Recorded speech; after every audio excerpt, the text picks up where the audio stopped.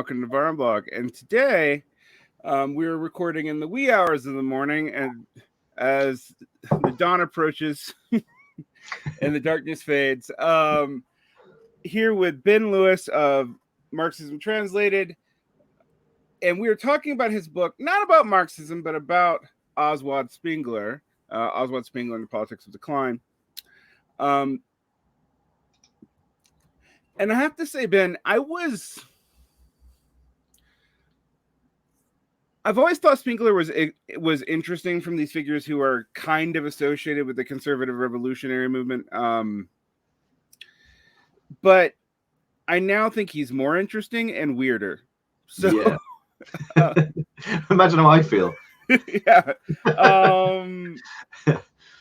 And so your book rocks us through his life. You do a reception history, and then you talk about the key periods of ideas. And one of the things that you really hit on is don't judge Spengler just by the decline of the West. Yeah. Why do you think Spengler is such an interesting figure now? No, that's a huge question, but I think he's a thinker of crisis, right? In the darkness of the 21st century, as it opens up with your blog, and I think that in times of crisis, people, for whatever reason, will search for answers, or have to search for answers in the sense beyond the kind of cozy establishment consensus, right? And you see that takes all sorts of forms and irrationalities, etc. But I think one of the things he hits on quite nicely is that in his, albeit reactionary, critique of democracy, he makes the point that in times of crisis, people do not look to the existing parties, they look elsewhere, and he has all this thing about tradition and blood and all this rest of it. So he kind of makes a good case, I think, for his own relevance or renewed relevance today, in the sense that when the kind of bonds of society, he obviously sees that in a very metaphysical way, but when the social bonds holding a society together start to disintegrate, people are much more open or prone to these ideas of blood and soil and particularism and nationalism, etc. So I think his reception is a complicated one. I don't know much about his reception in the US at the moment, but certainly in Europe, he's big in kind of Spain and Italy as well at the moment. Again, Italy, you would see the connection there immediately. So yeah, I think that's probably why he is back to a certain extent in more popular discourse. I think in scholarship, it's still pretty marginal, to be honest with you. I mean, maybe you've got a different impression than me, but my impression would be that in German and in English, I can't speak for Spanish, Italian, etc. In German and English literature, it's still not a big field of studies really yet, but maybe it will be. I don't know. Yeah. I was actually surprised when I was studying Spengler myself, coming out of a very reactionary phase of my own life, and how there's a bunch of weirdo pseudo scholarship about him, but there's not a whole lot of sound stuff. And to be honest, even the sound stuff, like Fisher and people like that, they were kind of these very kind of well-heeled Harvard or Yale type people in the Cold War. Mm-hmm. And really, you read it, and it's partly of its time, right? Fisher and people talk about manly pessimism and the black question, and the whole America's fallen apart. So there was this kind of, it's scholarly, not bad, although again, I think it's questionable, lots of the scholarly approaches that they take. But it's politically very dubious. Even in the context of, say, 70s America, it's always slightly odd. So yeah, you do get these kind of Spengler fanboys, I suppose, online, and some of the stuff. So you can find certain websites in German and English, and it's not bad actually. But as you say, it's not really institutional or peer reviewed or anything like that. But you can find some interesting things. But yes, there's this tendency either to dismiss Spengler completely, which is probably less of the case these days, or just to lionize him and turn him into this prophet, etc. So that's you will find a lot of stuff on the internet. I mean, there is a fair amount of stuff that's trying to do the "we swear he's not a Nazi," so we can like him thing. That's right. That's right. Which when I, and the only academic work I found, that what, and you mentioned one of them, Fisher, the other one you mentioned in your book is Hughes. Hughes is not bad, yeah. And Hughes is better, actually. I felt that it was questionable Cold War, like James Burnham-esque, flirting, like almost adopting early Spenglerian ideas, but also I didn't learn that much from that about stuff that I discovered later. So like when I was reading Prussianism and Socialism, and I was like, this man really likes August Babel. Yeah. Like that is surprising. Yeah.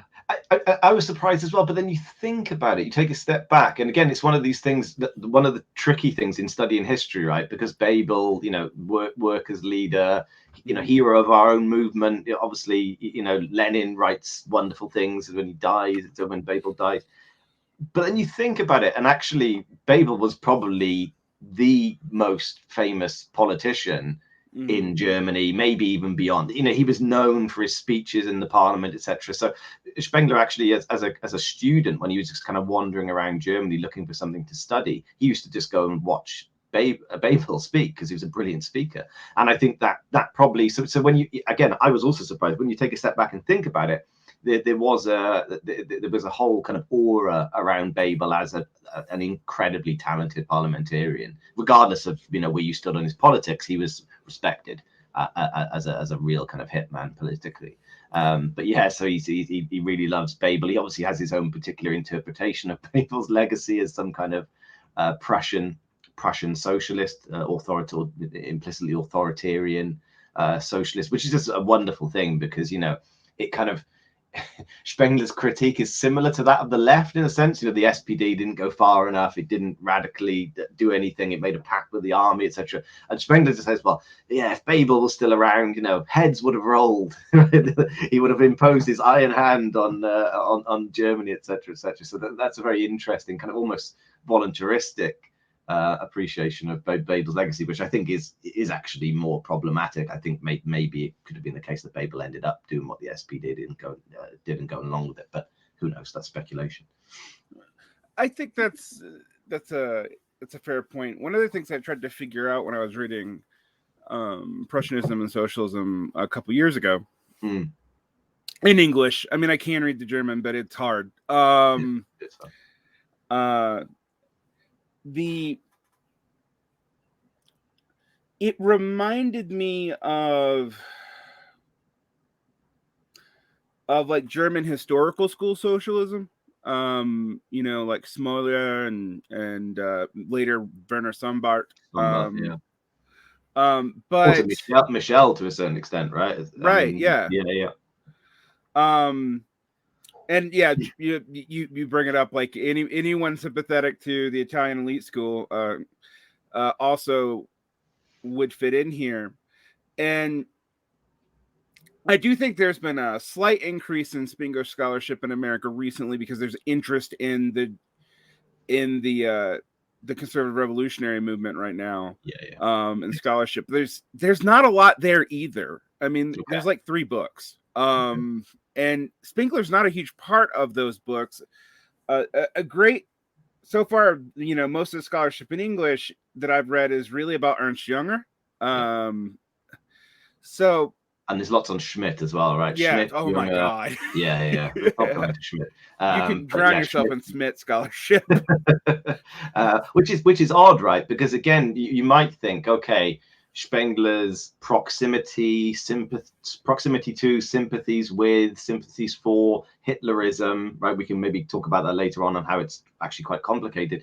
Maybe because of that whole episode, he was marginalized, but Schmidt was an out and out ardent Nazi, and he's like incredibly popular in scholarship. Whereas Spengler is, hasn't been dealt anywhere near, as you say, on the level of, say, even like Van der Broek, Müller van der Broek, Jünger, Schmidt, and the others. So that was a strange one. I still haven't quite got my head around that. I think maybe what I try and show in the book, at least, is that Spengler is a thinker of the conservative revolution, but that term is so broad and encompasses so many different and often contradictory ideas that it's very difficult to, even if we take the term conservative revolution as an unproblematic thing, it's very difficult even for Spengler to kind of tick all the criteria and fit into that thing, right? But yeah, you're right. I mean, the stuff is, which were the books you mentioned? You said in American scholarship in English, because sorry to like throw that on you if you've looked at them, but I'm not aware of stuff on, although I haven't really worked on this, because I said the book was published last year and it was finished, 2 years ago. The German Conservative Revolution Scholarship, I think actually it's mostly English translations of German works. Okay. The biggest one would be people reading Molia. Molia's book. Yeah, that's the kind of standard work, and that's in English now, is it? Yes, it's been translated. Okay, I didn't know that recently.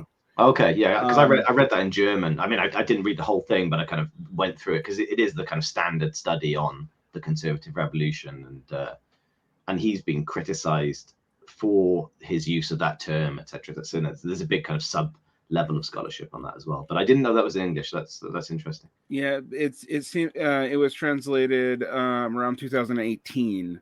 Okay, so yeah, that's when I was new. In the last final throes of my own decline on my PhD.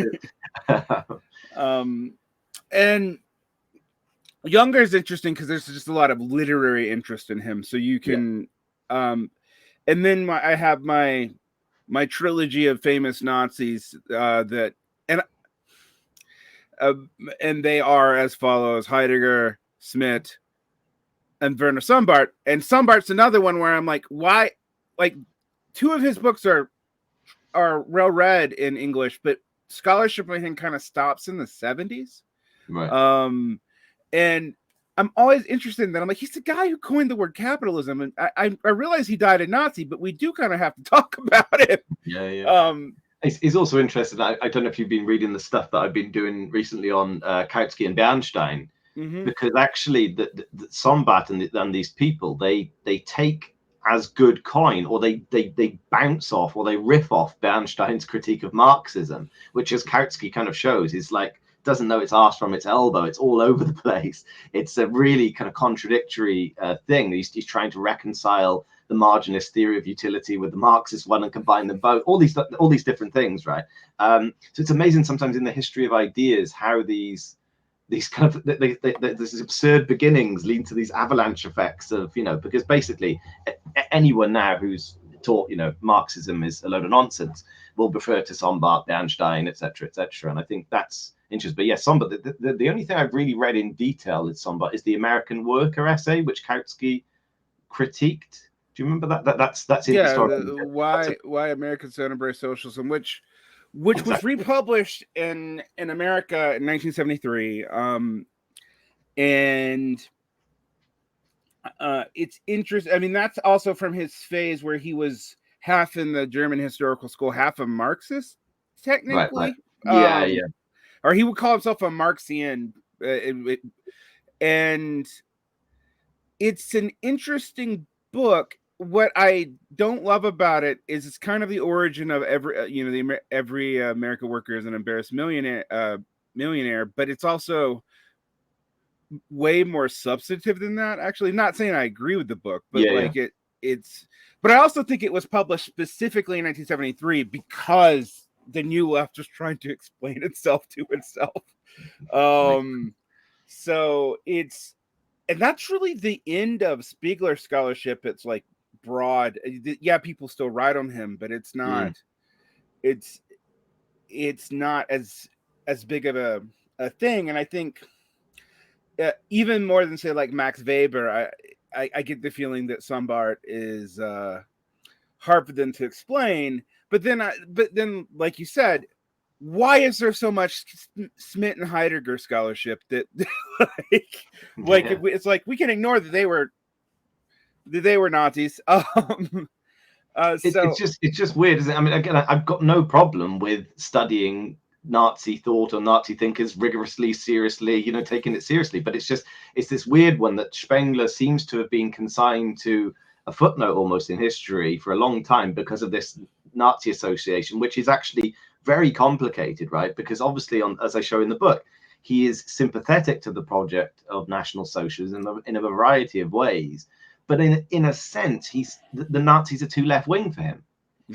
Right? They're too interested in the mass, right, and political parties, all of these things that he, in his kind of aristocratic critique of modernity and modern political parties, is against. So it's really a complicated relationship that he has with the Hitlerites. And he met Hitler once and was kind of impressed by him. He votes Nazi, but he was very careful to disassociate himself from that regime. He didn't want to be publicly associated with the early Hitler regime. And so I think that's also worth mentioning, right? Is that, and obviously he dies before he has to perhaps make slightly more complicated or difficult choices. But, he turns down a professorship at the same place where Heidegger is actually in, where is it? Freiburg, so he turns down a professorship there, and so it's a strange one, but it's just weird that he seems to be forgotten partly because of that. But the relationship, I think, is more complicated. So what I try and show, I suppose, is that it's kind of balancing between two things. On the one hand, this idea that Spengler was just a Nazi and a out and out a National Socialist reactionary, but on the other hand, coming into or critiquing or taking on some of the more modern scholarship that says, yeah, well, of course he wasn't a nationalist because he believes in cultures, right? Or he couldn't have been a German nationalist because his whole idea of historical development is not based on nations but on cultures, right? The 8 great cultures that apparently form the history of the world. So I'm working against that as well as saying, no, he was an ardent German nationalist. He'd shared a lot of the nationalist aspirations of the National Socialists, etc. So I suppose it's kind of complicating it slightly between this lionization and demonization. Yeah, when I was reading your book, he reminded me of another figure. He reminded me of Julius Evola, who's even weirder, who had a similar critique of the Nazis, that their racial and of the fascists, that their racialism was too biological, that they were too into the masses, that they weren't aristocratic enough. And I was like, I was struck in your last chapter about how similar that was. I was like, interesting. This has happened with reactionaries simultaneously, convergently. No, that makes sense. It's also interesting because Decline of the Rest actually is fairly well read. One of the most interesting bits of trivia that I know of is C.L.R. James, before he became a Marxist, was apparently obsessed with that book. Okay. So I've always joked that Spengler tends to be Marx's favorite reactionary because the way he talks about history isn't totally foreign to us. No, that's true. And there were people in the SPD, for example. He had a complicated relationship with the SPD. They went to court. They threatened to take him to court once because of something he said.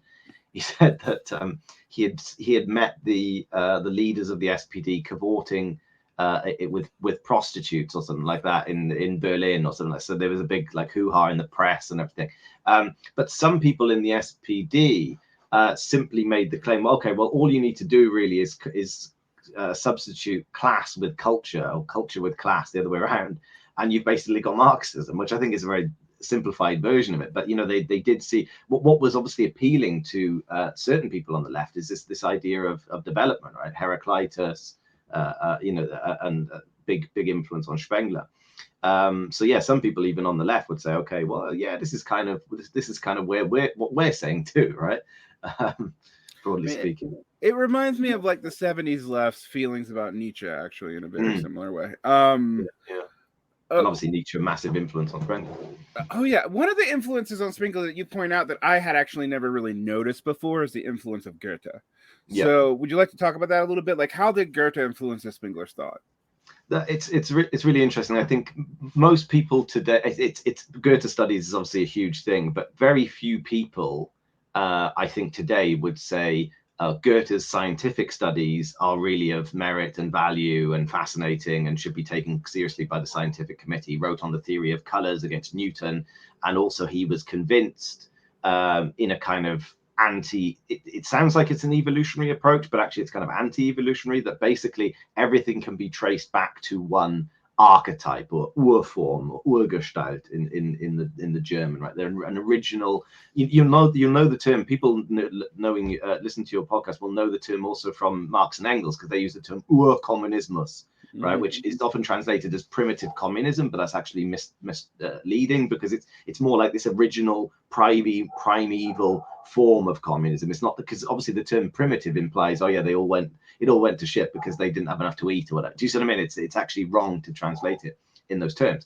And so for Goethe, in terms of plant life, in terms of animals, you can basically trace back all forms of life to one archetypal form, right? So when it comes to he goes away and studies plants. He had this huge herbarium, as did Rosa Luxemburg, by the way, very much influenced by Goethe in that sense. Goes away and studies all these leaves and plant forms, and he basically argues that all plant life can be traced back to one archetypal plant or leaf. He's looking at leaves in particular. And so what that allows him to do is make a number of claims then. So when it comes to there's the os intermaxillary, I should have looked this up before, because I can't remember what it's the intermaxillary bone somewhere here. And so Goethe would also look at skeletons and skeletons of other life forms and say, okay, because this particular bone existed in this animal at a particular time, we can then extrapolate from that there must have been a similar bone in human beings at an earlier stage.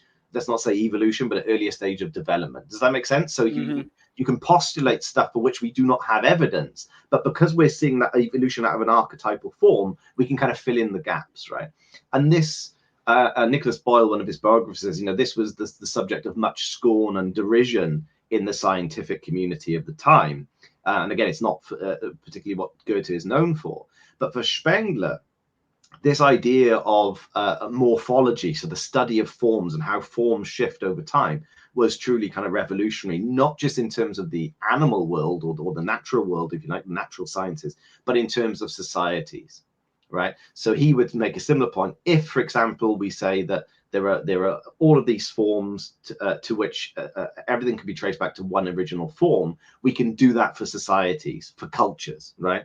So when it comes to this bone somewhere here, I can't remember what it was, the intermaxillary bone, it's similar. So, for example, if in ancient Chinese culture, we do not have evidence of something existing, i.e. written evidence. And one of Spengler's lines is, does history only exist when books are written about it, which is quite a nice little line against von Ranke and stuff. But we can say, okay, we don't have evidence, so to speak, of this phenomenon in ancient China, but because we know that each and every culture goes through a particular life cycle and they're all equal in that sense, we know, for example, that there would have been a quote-unquote reformation at some point, at a particular point in the evolution of Chinese culture, even though we don't have evidence for it, right? Because all cultures, they're born, they blossom, they mature, they decay, and they die.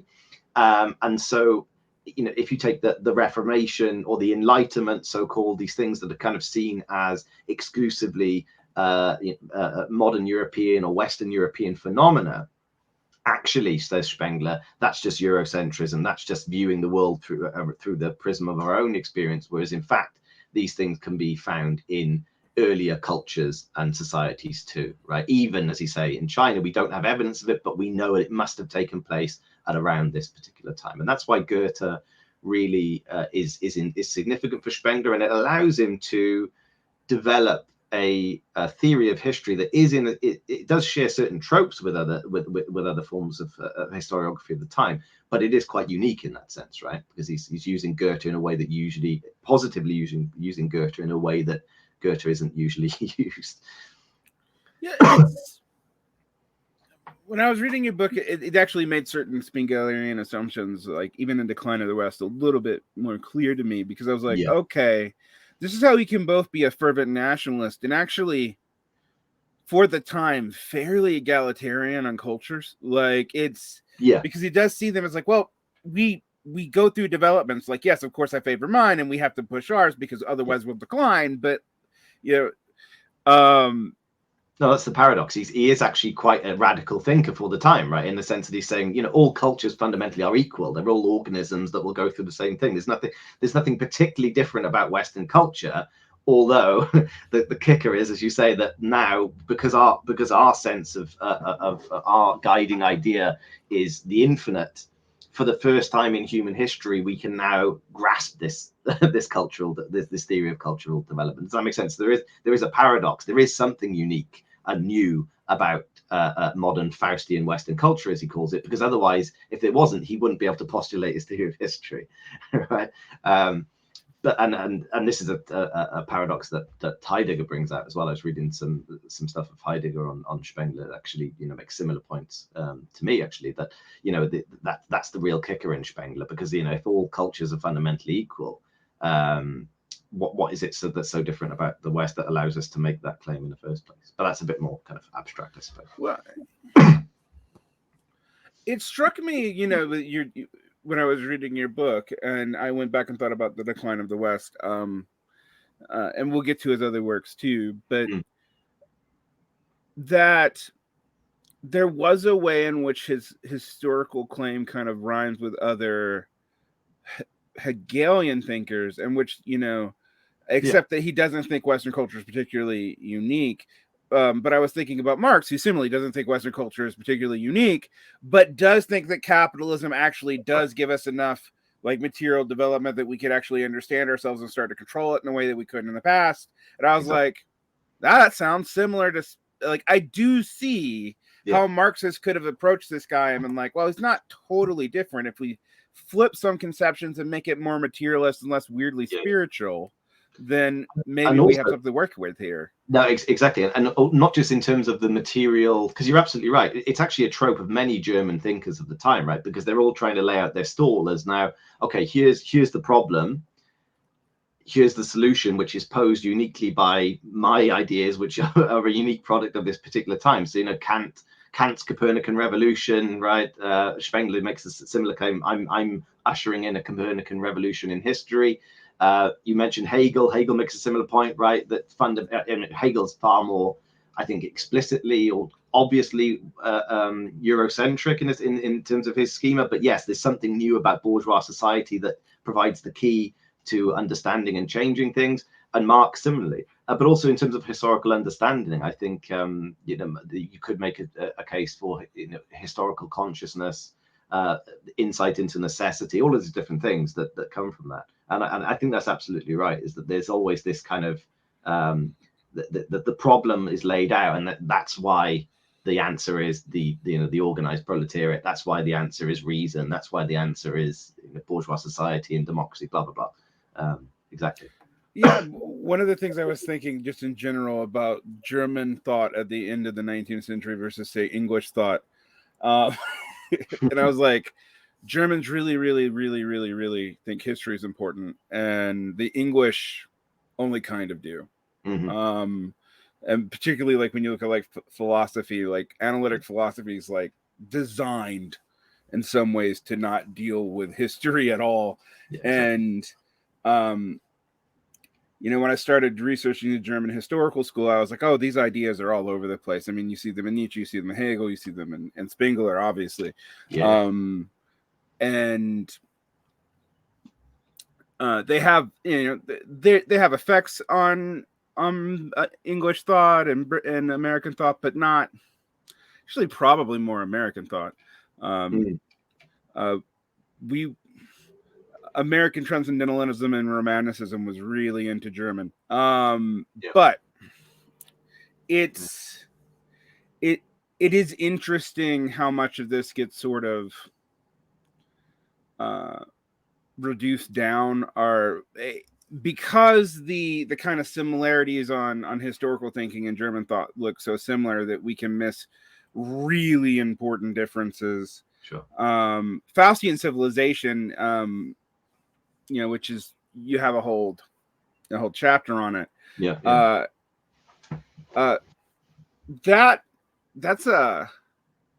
That's a pretty big concept, and it's used in Spengler in a way that if you were to say to read The Decline of the West in English in that, you know, classic translation, you might not catch all he's doing with that. It's not like, our class of civilization stuff in the United States. So yeah, that's right. There's also translation problems because generally what referred as cultures in German, there isn't really a culture civilization distinction in English. So Huntington's, which we could talk about the influence of Spengler or the use of Spengler. Huntington's clearly somebody who seeks to again, not in a particularly convincing way, and not in a way that I think is kind of fair to Spengler actually. But he obviously draws on this idea of irreconcilable, hostile cultures that cannot understand each other, right? But his book is The Clash of Civilizations, right? But in German, you have to translate that as Der Kampf der Kulturen, because again, the civilization just doesn't add up. So there's that issue, and again, because I haven't read The Decline of the West in English, I missed that point. That maybe there's something lost in his whole outline, but it is fundamental. The whole idea of the Faustian conception of the infinite is so fundamental to all of the. It's basically the stone on which everything is built up upon, right? In terms of his claims, not just of the past, and not just of his kind of diagnosis of what we could call modern Western societies, but also his kind of prognosis then for what's going to happen and how it's all going to go down, basically in both senses of the term. The Decline of Rest in English, at least as translated by Hughes, does not really emphasize the difference between culture and civilization in the same way that you kind of need to know in the German. And like, I have an undergraduate and 9 months in Germany understanding of German. You can hear it in my botched pronunciations. And I knew when I was reading that there was a difference, but even I was not particularly clear on how important that would be. Interesting. It's good that I brought that out then, actually, because as I say, it's to me it was just kind of self-evident, and I don't want to make that sound like a brag or anything, because there is a lot that is incredibly complicated, particularly on the metaphysical side of Spengler's critique or understanding of the modern Western world. And but I remember my PhD supervisor and I sat down. I think it took us pretty much 2 academic terms, but we would read about 150 pages a week or something, and we just plowed through the 2 volumes. And but yeah, that's interesting to me, because I said that's something that didn't, because I read the German, so I wasn't quite sure that hasn't been brought out so clearly. So I'm pleased that I did that whole. It's basically a chapter, isn't it, on the Kultur Zivilisation? Oh yeah, you have a whole chapter on it. And the other thing that comes out in that chapter is, and this is, I think, a little bit clearer in the English translation, but the Caesarism conception. Can we talk about Spengler's conception of Caesarism? Because do you think it's important to his later political work? Yes, I think it's absolutely essential, fundamental to his later work, to his other political writings. However, I caution against the idea that the understanding or the description of Caesarism, the looming Caesarism, if you will, right, in Western civilization, then finds direct, immediate, unmediated reflection in his political writings, if that makes sense. So we can't just say, here Spengler in The Decline of the West has a particular understanding of Caesarism, which we can talk about in a second, and then that finds reflection in Prussianism, socialism, rebuilding of the German Reich, the Hour of Decision or Years of Decision, etc., etc. And that is a tendency, I think, that's kind of let down scholarship on Spengler, particularly in English, right? That people just say, okay, they see his political writings, his political career, as simply as the manifestation or the words made flesh of The Decline of the West, and I think that's problematic. But yes, in terms of his understanding of Caesarism, I kind of touched on it a little bit before, is that politics is increasingly dominated by money, right? Deepest pockets wins in terms of elections, the best democracy that money can buy, and through that process, through the press, through political parties, through money influencing politics, what happens is that power is concentrated in fewer and fewer hands. So you get the plutocrats of Rome, and basically it's within the hands, the future of these polities, of these societies, increasingly finds itself in the hands of fewer and fewer people. And they're big, whether the people with money, the politicians, the army generals, the people who control the press, etc. And that is kind of how Spengler sees not just the ancient world or the classical world in terms of Rome, but also in terms of all of his cultures. There will always be a Caesarist point at some point in its development, because all cultures go through the same life cycle. So the way he describes it, I forget exactly the dates, but if you look at the dates for Faustian civilization, so our world today, roughly, he says, comes into being about 1000 AD, and will roughly last until about the year 2000. But if you look at his predictions for Caesarism, he says roughly between 2000 and 2200. I think that's what he sees as the period of Caesarism. And I think, as we talked at the start, there is a case to be made that there's a certain truth in what he says at the moment. I can see where the world is going, particularly the US, but not just the US. But you can see already that's kind of quite vague as a prediction, right? That's 200 years, which is a fifth of a life cycle of a culture, as Spengler sees it, the average life cycle. And he calls it die Herausbildung des Caesarismus. So the kind of formation of Caesarism is quite vague about how it's going to play out. And again, that's kind of understandable because he's trying to predict the future. But I would also, and this is the claim I make in the book, is that actually even in his time, so 1920s, 1930s, he's already kind of looking across the political scene internationally to find these Caesar figures, and indeed thinks that he's found them in people like Cecil Rhodes, Mussolini, etc., etc. And one of the famous things he says in one of his writings is that we Germans will never make another Goethe, but we might just make a Caesar.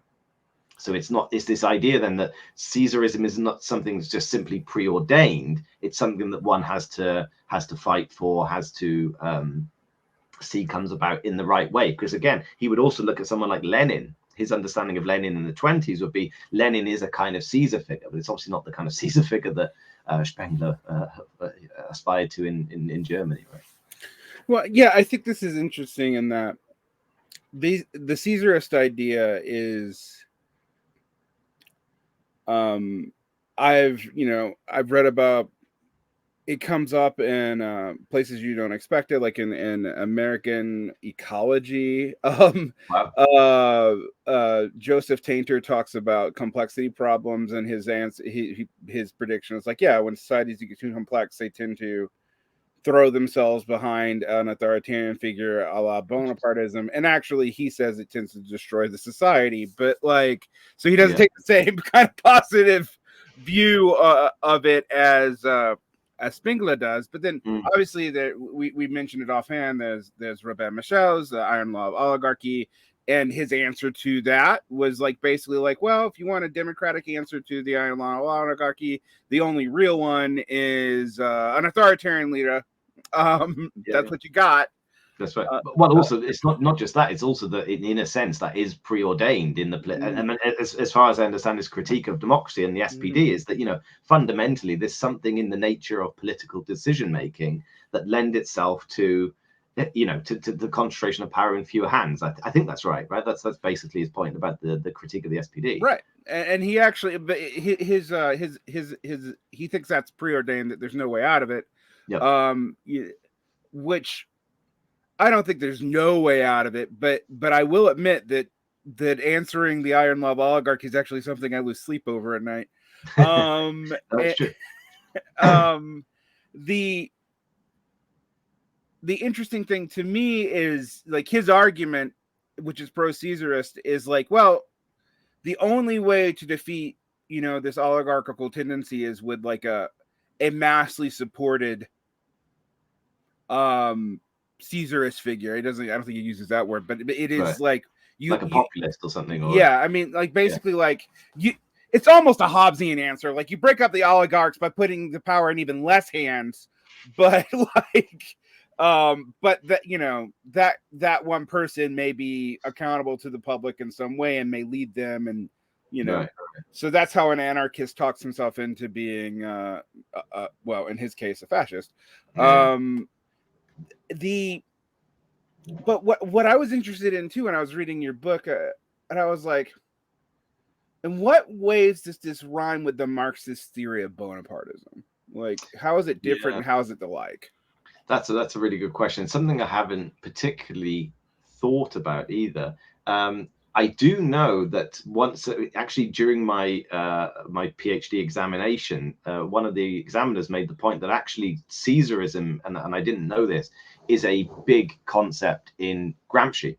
Mm-hmm. So Gramsci, again, I'm not by no means an expert on Gramsci, and the idea of Caesar it is something that's in his writings on the state, etc. I think with the concept of Bonapartism traditionally in Marxism is essentially, the way I understand it, at least, is when you have a situation in society where no class can really dominate society, at least in the old or traditional way, right? So both this is kind of like equilibrium of classes. They aren't able to rule, and therefore the tendency is for somebody to step in, be that from the military, be that from. So I think it's closely linked to a theory of crisis in a sense, right?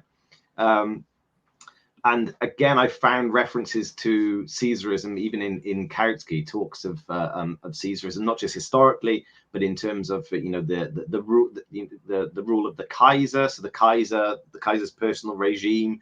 If things come to a standstill, it could be the case, and Kaiser Wilhelm certainly wanted that he would stand above the society as a kind of Caesar figure.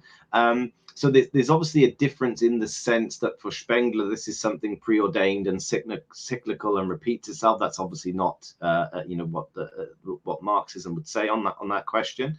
But the idea, but I think also what a difference is that for Spengler, Caesarism is basically a product of plutocracy and democracy, in inverted commas, right? Because again, he develops this critique of democracy as basically amounting to the rule of money, and it's from that the Bonapartist or the Caesar figure emerges. It's actually from that situation where somebody realizes, okay, democracy is a sham. It's basically the rule of money. It's based on the mass deception of the people through the press and all the rest of it. Political parties, in that sense, are a sham. Let me take power. And I think in terms of the Marxist assessment of Bonapartism, i.e. in its original form, is the revolution reaches a point where no class can really continue, and therefore it takes. But again, that might be simplistic in terms of my understanding of Bonapartism. I don't know if that rings any bells, or you think that's yeah, it rings many bells to me. The book I was thinking about that is most about this, and actually is about Gramsci, is Caesarism and Bonapartism and Gramsci, because it seems, and that's by Francesca Antonioni.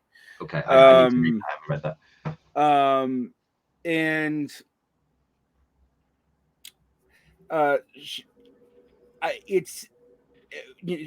I have not read all of that book. I've read parts of it. Yeah. And one of the things that I gathered from it is part of Gramsci's projects is to figure out what about Bonapartism is unique to capital, and one about this is like a form that pops up over and over again, and trying to disentangle that. But of course, with anything with Gramsci, a lot of the scholarship is in encoded notebooks. Yeah. So good luck. Do you mean a recurring phenomenon in terms a recurring historical phenomenon? Yeah. Okay. Yeah. That's interesting. I think somebody would need. I'm kind of done with Spengler in a sense, but I think somebody, again, my examiner made the point is that there is more scope here to look at Spengler's understanding of Caesarism and Marxist critiques, Marxist understanding of Caesarism, particularly in Gramsci. Like it sounds like that would be interesting for sure. I should get that book. You'll have to send me the link. So the other thing it reminded me of when we were talking about the Caesarism is actually just normal not Socrates, Plato and Proclus, which is the whole like democracy corrodes into oligarchy, which will corrode into tyranny. that is Proclus's correction of Socrates, because Socrates has that reverted.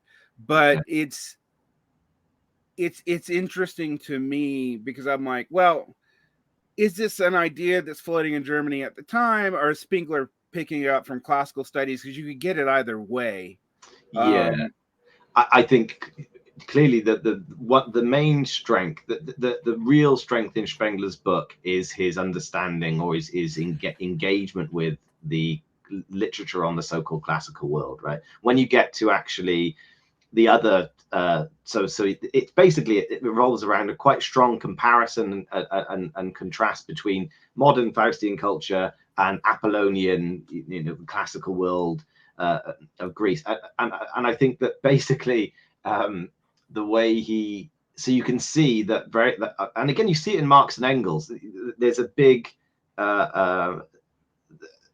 reference point is the classical world, because that's what really people know about at the time. When it comes to, say, India, China, when it comes to Magian culture, so Arab culture, broadly speaking, Spengler's a lot weaker. So I think that is clearly, in terms of the intellectual climate of the time, the intellectual reference points, apart from maybe the Renaissance, or maybe through the Renaissance, is Greece and Rome. And I think that's where the idea comes from. Clearly, you've got Bonapartism as well, and the idea. So I've even found references in Kautsky to the danger of modern day Caesarism, which is sometimes called the rule of the saber, so the rule of the sword as well. It's kind of a synonym for it. Mm-hmm. So it's floating around in society, and also that after the decline of the West, you start to see people like Mussolini emerge on the stage, these kind of strong men of history, to whom Spengler always looks, not just in terms of his world, but in history as well. He'd always look at these so-called great men of history, and I think so. It's definitely in the air, both in political sense, but more broadly, I think intellectually, German intellectual culture, historicism, which Spengler clearly has a relationship to, albeit a critical one. That's where it's at, as it were, if that makes sense. I think it is floating around extensively. Yeah, I mean, with that part of Spengler reminds me of like the only thing I can really think of in English that's kind of like that is like Thomas Carlyle. Yeah. But it was just interesting to me because I was like, well, a lot of people thought this, and I mean, going all the way back to, but there's also like, even though he's claiming to talk about these other cultures, he's basically deducing it all from like, well, we're going to base it on Greece and Rome and like German culture because we don't know enough. And pretty much, I mean, and there are Spenglerians today who say, look, Spengler got a lot of things wrong when it came to the Arab world or to China, but now we have much more evidence that we can fill in the gaps morphologically, and that's a fair point, I suppose. But in terms but I think it also speaks to the limitations not only of the study but actually of the method because if you've got 8 cultures, broadly speaking, and really it's about the 2 key ones, that's problematic, not just in terms of the evidence but also in terms of the method, right? The 2 can't be separated. So I think that's an issue. But clearly, yes, the idea is the fall of Rome, the classical world, and some of the way he describes some of the examples he uses to describe what he sees as this fundamentally different world view, a way of literally seeing the world, are quite interesting. Some of the points he makes in terms of ancient Greek art and sculpture and plays and all the rest of it. It's not without merit. It's always kind of stimulating and interesting. So I guess that leads us to the next period of Spenglerian thought, which is the Prussian socialism. We mentioned this in the beginning, but I was trying to tease out where exactly Prussian socialism was, because I got my Marxian socialism and my French socialism. I got my quote armchair socialist, aka German historical school, Gustav Smoller, neo-Kantian national socialist, but they're not Nazis. Want to make that clear. I know what they are. I know about the gray area in between the Marxist and the historical schoolist. which are sometimes the right wing of the SPD, sometimes people who are not in the SPD but are vaguely around it. Weirdly neo-Kantians show up in this. Prussian socialism, it's actually really hard for me to put on that spectrum exactly. Like, it does remind me of the German historical school socialists, but it doesn't seem the same. And yet, I don't think I know enough as to say why. So, I mean, to be fair to you, you've provided a pretty good overview of the competing. I mean, sure that there's probably a few more as well, but you've got the kind of views of different socialism. I always think back to the Communist Manifesto. When you have this the critique of the various types of socialism that abound at the time, right? But in Spengler's time, the way I would explain it is that it's not that weird in a sense, because why Prussia, right? Why Prussian socialism? This also comes back to debates and controversies, even within the radical workers' movement, the radical wing of the workers' movement, because you have this, it's slightly more complicated than this, but the way the history of the German workers' movement is portrayed is as a clash between the Eisenach Marxist in Saxony, right, and the Prussian Lassallians, von Schweitzer, etc., etc. So it even takes the form sometimes of this struggle there. But I would argue that basically Prussian socialism, that's why it's linked to the Lassallians, was initially a question related to German national unity, and one's relationship to the Junker class in Prussia, in particular the dominant political class. And therefore what is known in the 1880s not as Kathedersozialismus, as academic socialism of the chair, but Staatssozialismus.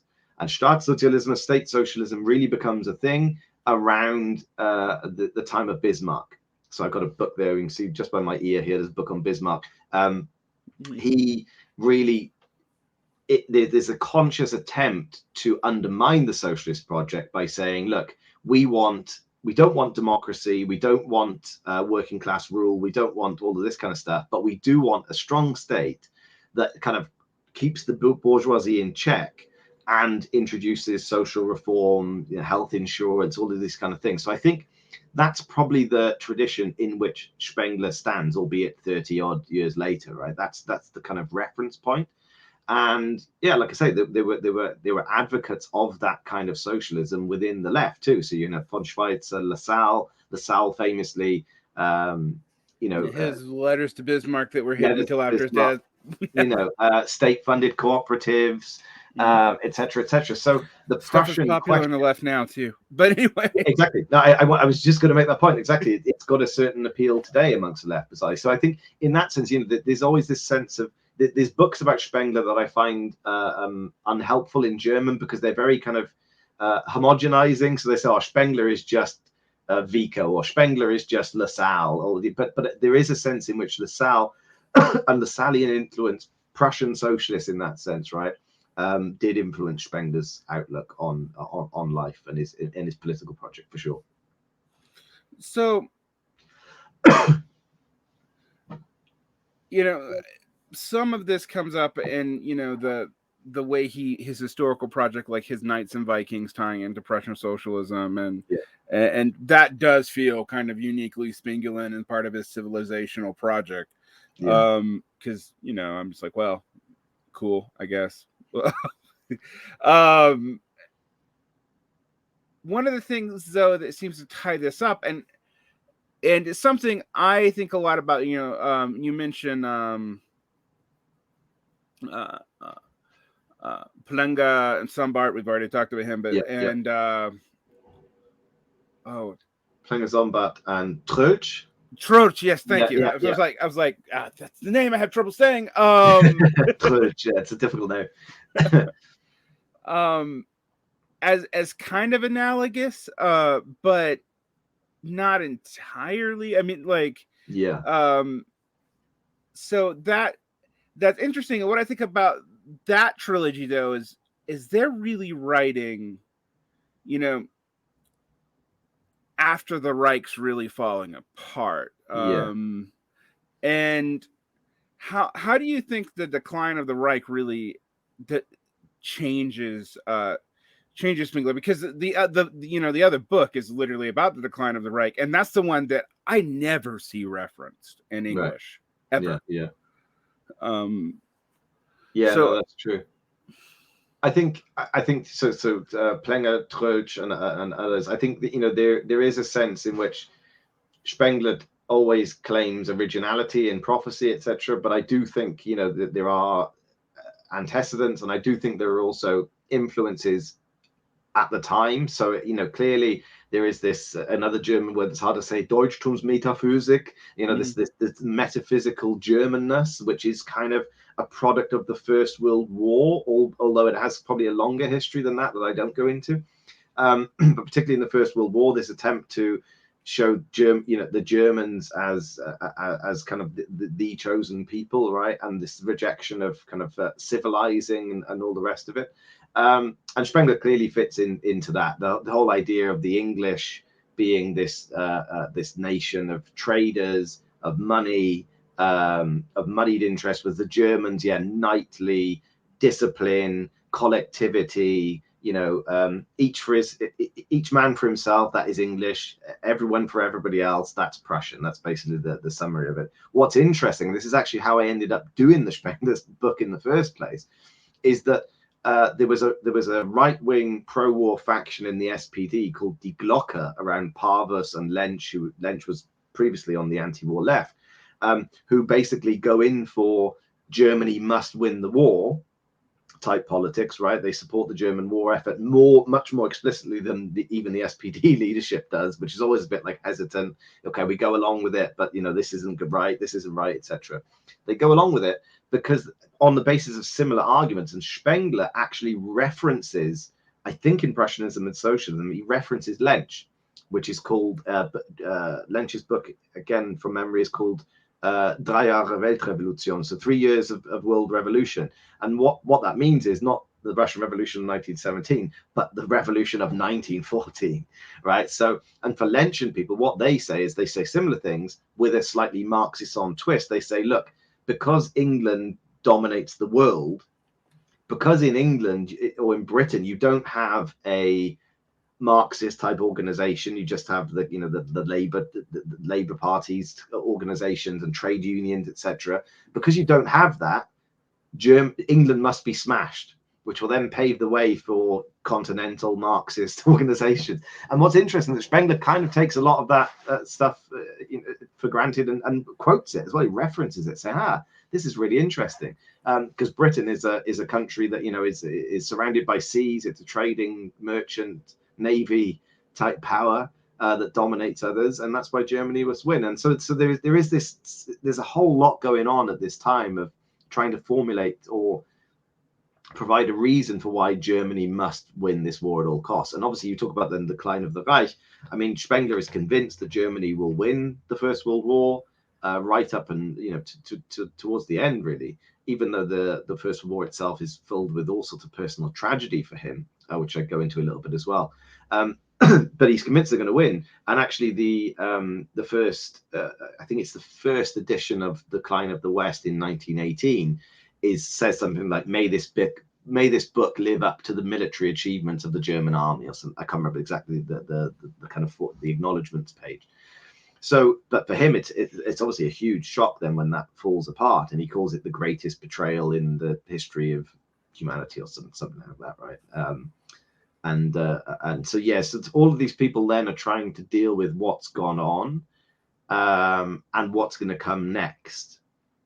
And I think for a lot of people that encourages despair, but for Spengler, even though he's disgusted by the sailors' mutinies, the workers' councils, the soldiers' councils, etc., he does, in his correspondence, he makes various points as to say, well, look, we've got to get through this. This is actually a kind of opportunity if we bide our time. So I think he's okay, that's very conservative revolution, etc. But I think he's quite interesting for that as well, for that point. Well, I mean, it's interesting because one of the things your book actually kind of made clear to me is if you read him as pessimistic, which is kind of a misreading, it's less true during this time period than it is earlier. So that's right. It is interesting in that, like, he really does seem to almost temperamentally go against the temperament of the dominant culture.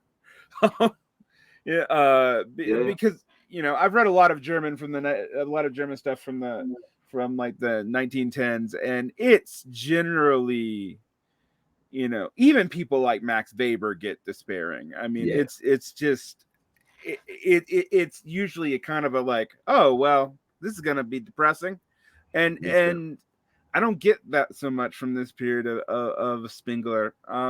I think that's also, by the way, the reason he got pissed off about it, but that's also the reason why his book sold well, right? Because the Untergangsstimmung, you got the word Untergang, which is such as this lovely, it's almost impossible to translate, just the sheer force of the word Untergang, right?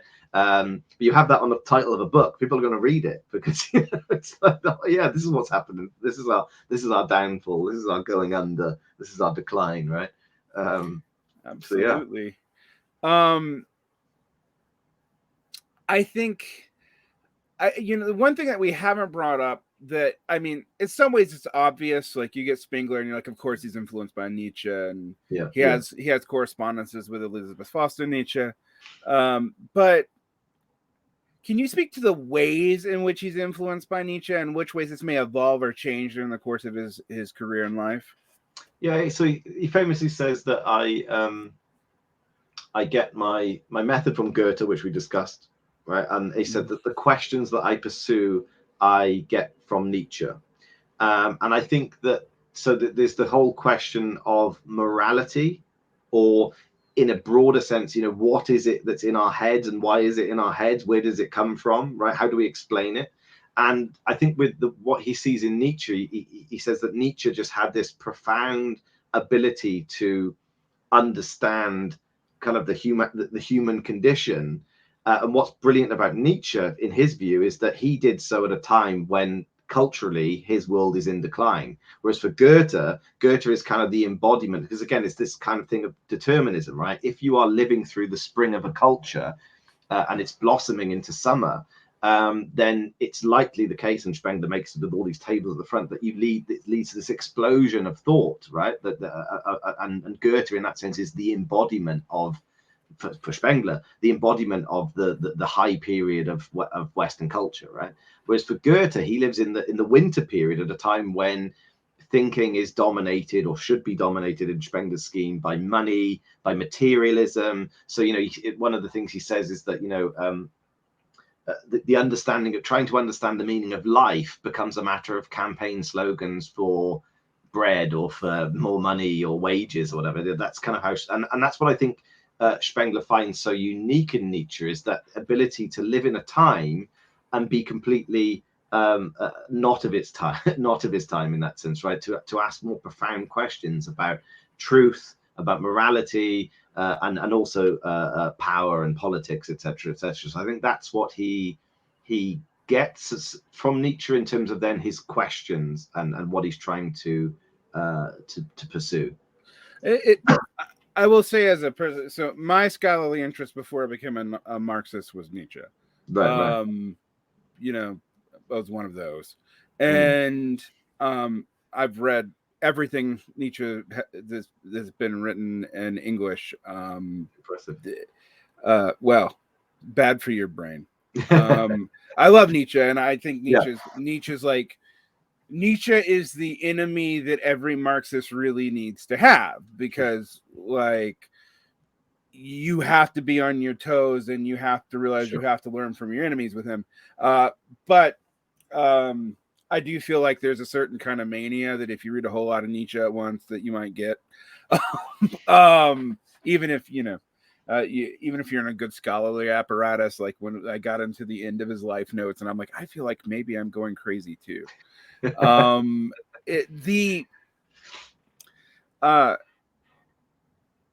it is interesting to me, and because that's why I see Nietzsche as like the quote reactionary that we need to deal with, because he sees a lot of the same problems as Marxists simultaneously, but from a completely different perspective. And Spengler is refreshing, and I'll get to why I'm bringing this up, because after reading so much 70s French scholarship on Nietzsche, which is our Walter Kaufman, the American scholarship on Nietzsche, where he's just made into like a basic existentialist. Reading Spengler's interpretations of like, well, this is better than Heidegger, who's trying to read his own philosophy into Nietzsche.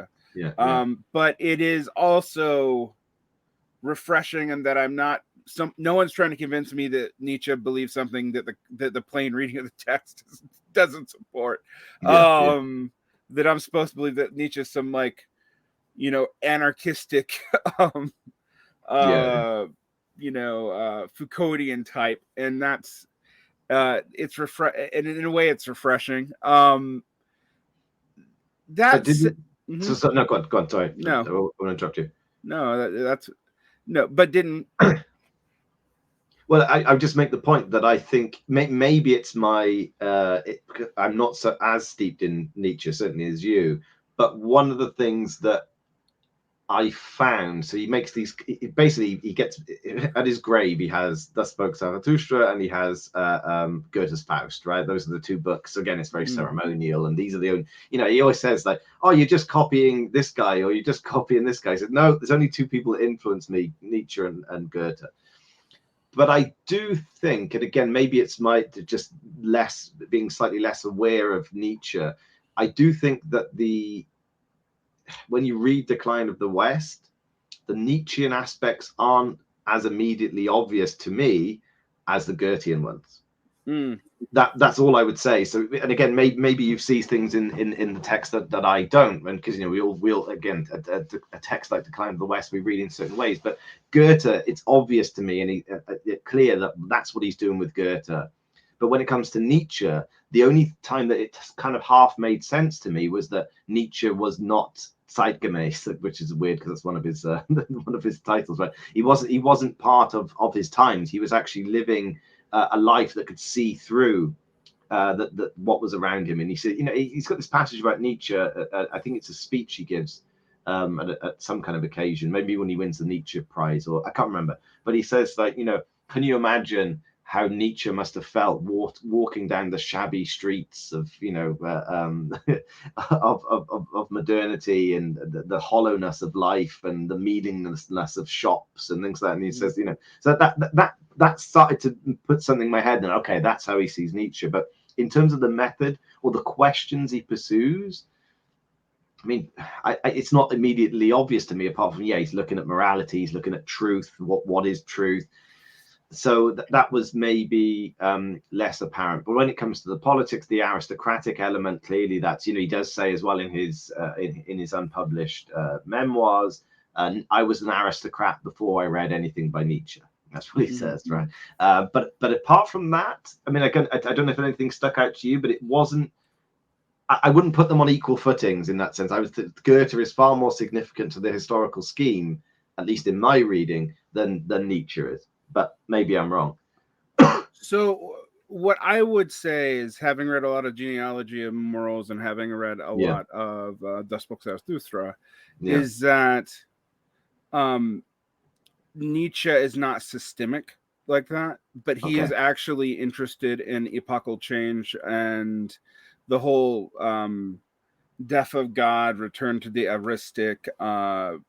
We need to basically go all the way back to pre-Socratic culture because we need great men, because we like that does feel and the other thing is similar is that Nietzsche does actually have cultural archetypes and patterns, and in fact he thinks they come up eternally, because everything for Nietzsche comes up eternally. Right. So maybe there's more to it. Maybe there's more to it than I give credit for. But I say with Goethe, for me, it's obvious, because I would say the way the whole historical morphology comparative method is so explicit and easy to follow. Whereas with Nietzsche, but I'm not trying Nietzsche's just not easy to follow. What? Maybe, and again, Spengler's not systemic either in that sense, right? He's got this whole system that he built up, but it's not like it's not kind of you follow through each of the things. It's one of the weird things about reading Decline of the West, because sometimes you just get so lost in what the hell is going on here. But then you get to bits of that. This is really well written. This is convincing. This is interesting. But no, I think what you say is correct. It is probably my being less steeped in Nietzsche that's more to account rather than Spengler. So we can give him that one, I think. Well, I also think it's good that you picked up on the Goethe, because if anything, that the kind of, we were talking about, political weirdos who pick up Spengler. If anything that they're going to bring out, they're going to talk about Spengler and Nietzsche. They're not going to talk about Spengler and Goethe. That's right. That is correct. Because Goethe is not generally seen as a reactionary. He's not part of the conservative revolutionary movement. I mean, the only person I think it might even put him there would be like Isaiah Berlin or somebody. Like that tendency to basically dismiss German thought as kind of on a trajectory towards something, right? It's all counter enlightenment. Like, it's all romantic counter enlightenment, which I'm like, come on. Yeah. No, that makes sense. That makes sense. But yeah, there is generally a lot less on Goethe, although Goethe studies is just a whole field for it. I mean, it's it's a world of its own, right? So just my love of German came from Nietzsche and Goethe, actually, and it was reading Faust and at my first year of college and going like, I want to study this language because this book is fascinating, and I know I'm not getting it in English. Like there's too many damn footnotes. And then I got into Hegel, which is usually the downfall of everybody. But I think that's interesting because it's one of these cases where like the influences of the German conservative revolutionaries are actually probably way more read than they are in English.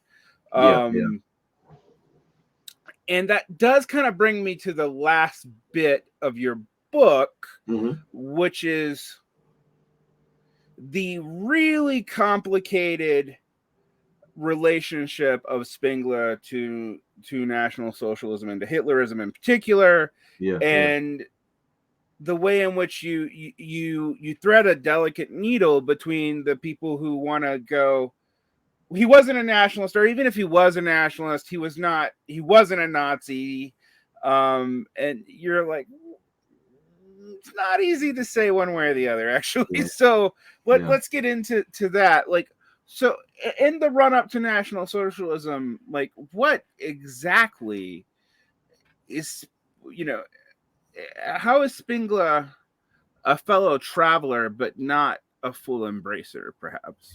Yeah, so maybe a good place to start is Munich in 1923. So there is, that's why these terms conservative revolution they're helpful in the sense that we can locate certain trends, but we also have to realize that the German right, and I'm not just talking about your traditional conservatives, I'm talking about the far right, the people that want to get rid of the Weimar system at all costs, right?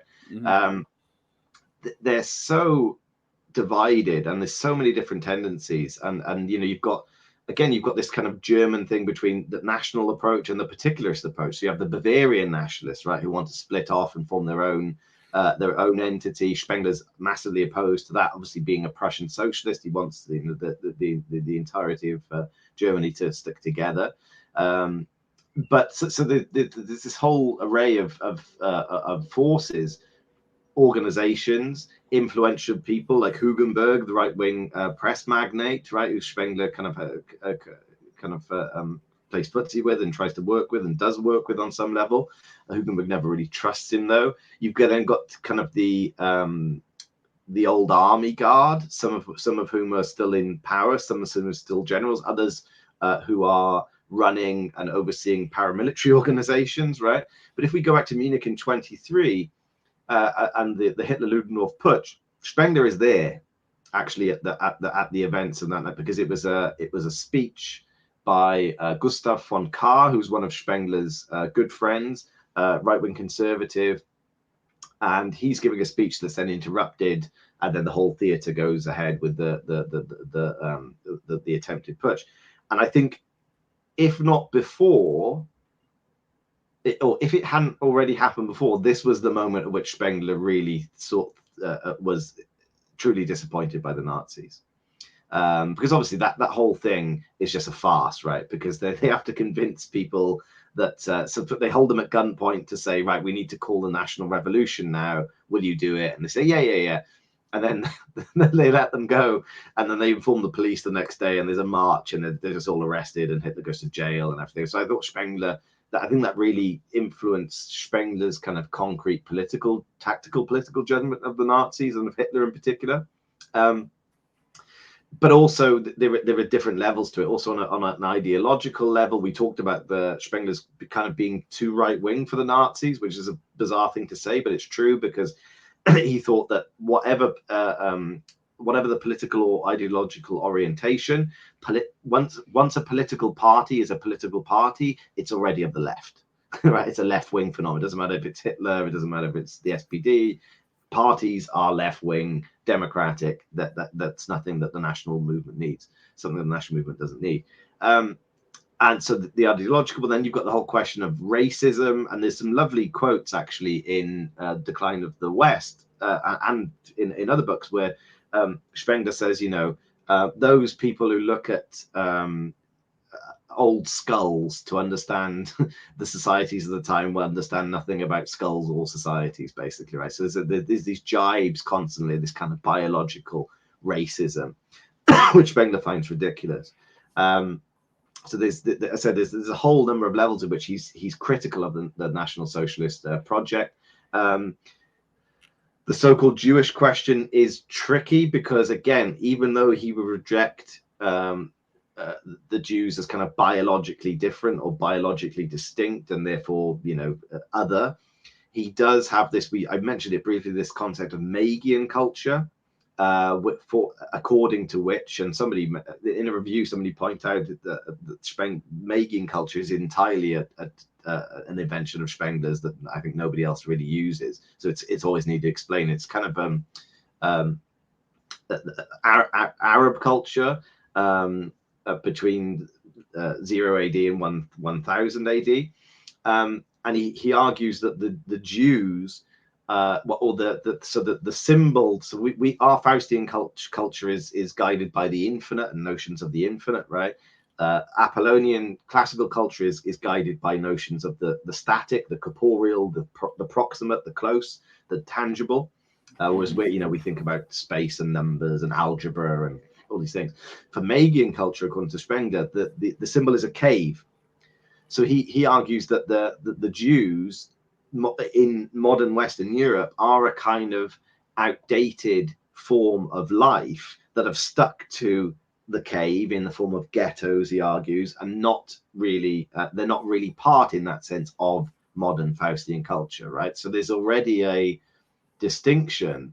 And they say the Jews belong to a culture that is basically like a dead tree, essentially. It's somehow it's dead, but it's still there, flaking away, just about still standing. So you've got this, and obviously you can't then draw a clear line between that's cultural racism and that's biological racism, because the two it's still racism, right? They're different approaches. You could make a similar lukewarm defense of Heidegger, who's not that, his racialism towards the Jews is not as clear as Hitler's, but he may even be sometimes.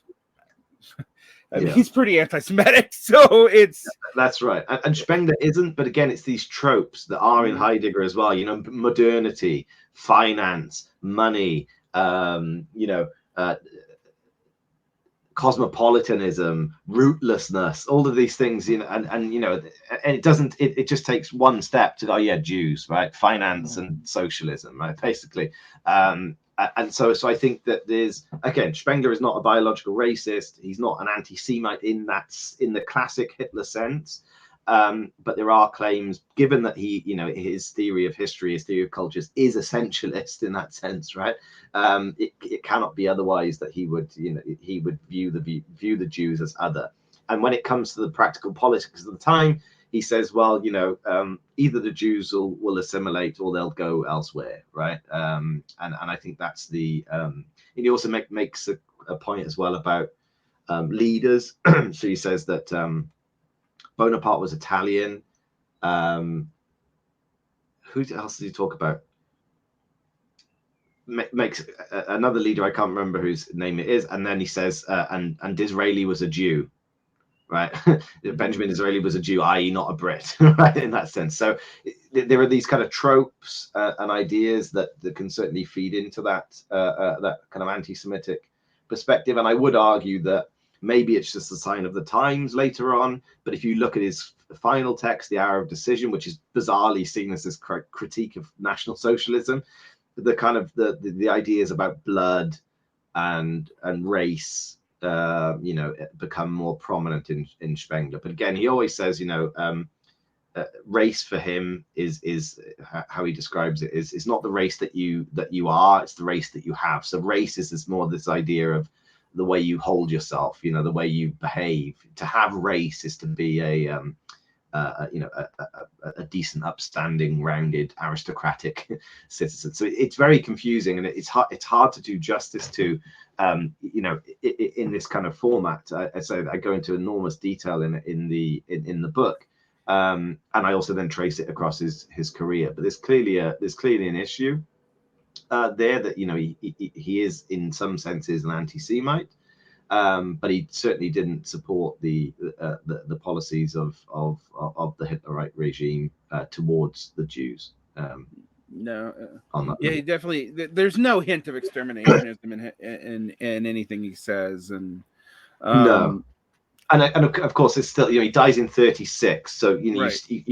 you start to see, there's clearly signs by 1936. There's all sorts of signs that the Jews have got, there's something's going to happen to the Jews. The Jews are being rounded up, they're being pressurized, they're being demonized, etc., etc. So he doesn't really make a stand against that per se.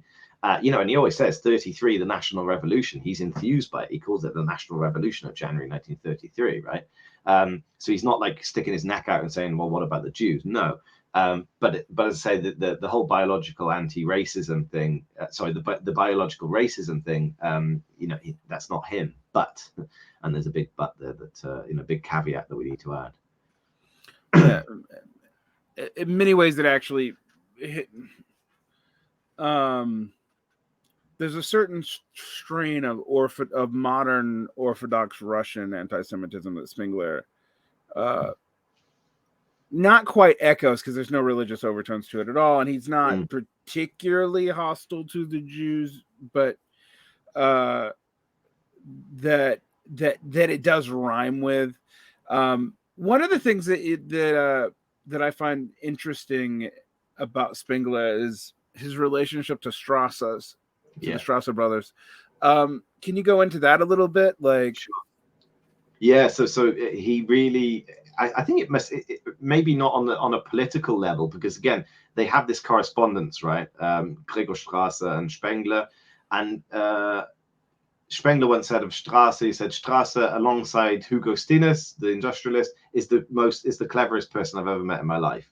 And they have this big exchange of letters, and Strasser really is probably, in terms of his National Socialism, his particular take on National Socialism, is probably closest to Spengler politically, ideologically. Or let me add a caveat there: Spengler of Prussianism and socialism, the Spengler in Prussianism and socialism, because Spengler's political views evolved, as I go into in the book, right? It's a bit more complicated to say he's close to Spengler. He's close to Spengler, the Spengler of Prussianism and socialism, and indeed says that in the correspondence that we still have. Spengler burned his papers after the purges for good reasons, right? So there's only a few letters, but he had this extensive correspondence with Gregor Strasser, and Strasser is interesting because he's seen as, although there's some disputes in the scholarship, he's generally viewed as kind of on the left of the Nazi party, of the NSDAP. And what happens, I can't remember exactly when it is, but his followers put forward a motion that basically argues a bit more along the lines of Spengler's Prussianism and socialism, and says we need national socialism. We need to overcome capitalism. We need to remove the power of business in the society, etc., which is maybe where he differs from Spengler, by the way. So they were kind of much more radical in their approach. Still racist, still biologically racist, still militaristic and all the rest of it. But they wanted there's a very strong kind of anti-capitalist, quote unquote, tendency within it. But then Hitler and his supporters, defeat their motion and then see to it that no other motions of that kind can ever be put to a Congress again.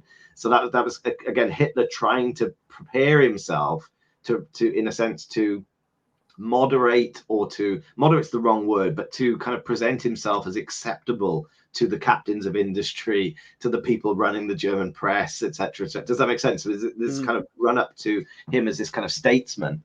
And they sidelined Strasser, but then obviously you have the purges in the so-called Night of the Long Knives, which is interesting in 2 scores or 3 scores actually. One is that Strasser is killed, right, and which is a big shock to Spengler, burns all his correspondence, etc. 2 is that Gustav von Kahr, who I mentioned, the Bavarian politician, he's killed, and also one of Spengler's best friends, Willy Schmidt, is murdered as a result of an administrative cock-up. So Schmidt doesn't have a T on the end of his name. It's Schmid, and they were meant to kill a guy it was called Schmidt, but with a T, but they killed this guy instead, right, in 1934. And I think for that was a kind of watershed moment for Spengler as well. This is he cried, he went to the funeral and gave a speech, etc., and kind of veiled references to the kind of terrorism of the Nazis. And that's kind of the tragedy, I suppose, in his life, because he spent his whole political career agitating for the abolition of political parties. But when there's only one left, he realizes actually this is maybe not how I foresaw it unplaying. So that's where Strasser fits in, is that Strasser was much more of this wing of, we need a Prussian national socialism, right? We need radical economic transformation as well, which didn't sit well with the people that were saying, okay, Hitler's becoming a force now on the scene, the German elite. How do we respond? The other thing I wanted to mention about the Night of the Long Knives as well, there is one meeting between Hitler and Spengler that lasted for about an hour at the Bayreuth Spiele, so the Wagner Festival. And long story short is they get together and they discuss, I think, various political questions of the day. And Spengler says, yeah, I agree with Hitler on this and that. They also talk about the burning of the Reichstag.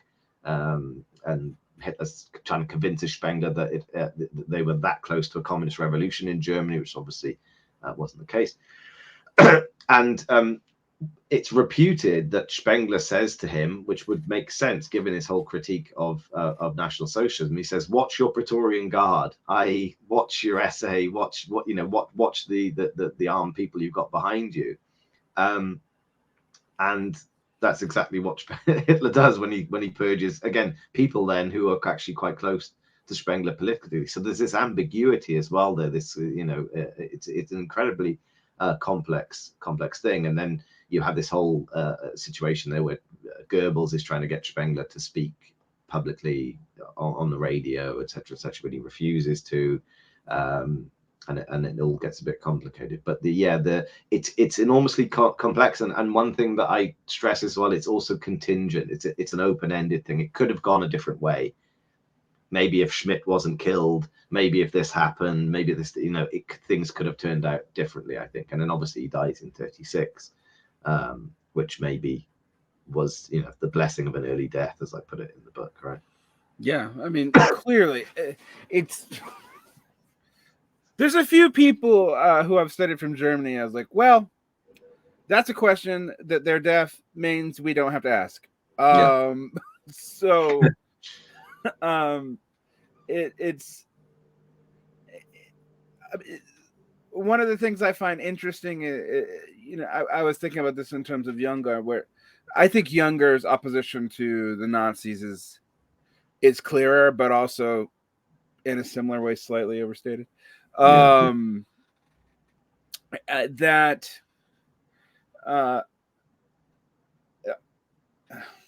That Spengler kind of rhymes with, but with Younger, we know the answer. Like, he lives long enough. I mean, Younger lived long enough to become an old man who experiments with drugs in his 60s and 70s. I mean, like, he's a very strange man. Yeah.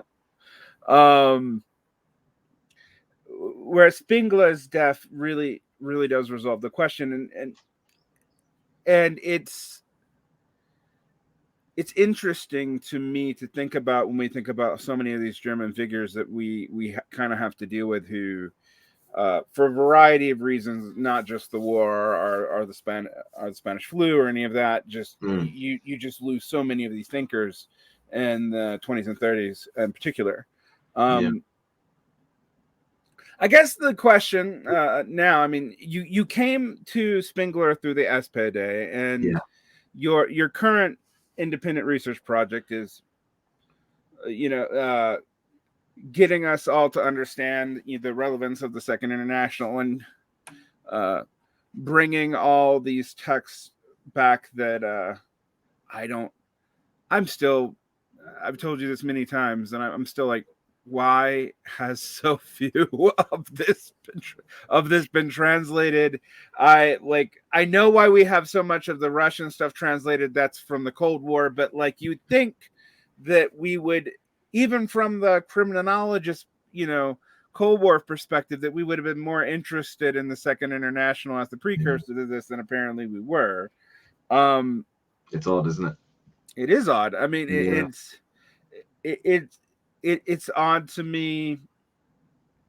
When I was in my mid-20s and approaching Marxism, like how few of these Second International texts were available. Even the ones that have been translated were not readily available anywhere. I mean, Kautsky's Road to Power is more available now than when I was in my 20s, but it's like, and I'm, Women in Socialism, similarly, I'm like, these were books that were that were more read than the Manifesto, actually. And certainly Women in Socialism. Right. I mean, Women in Socialism was probably the best selling socialist book ever.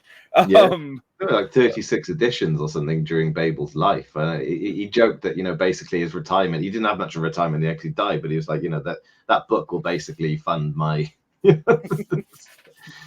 my retirement.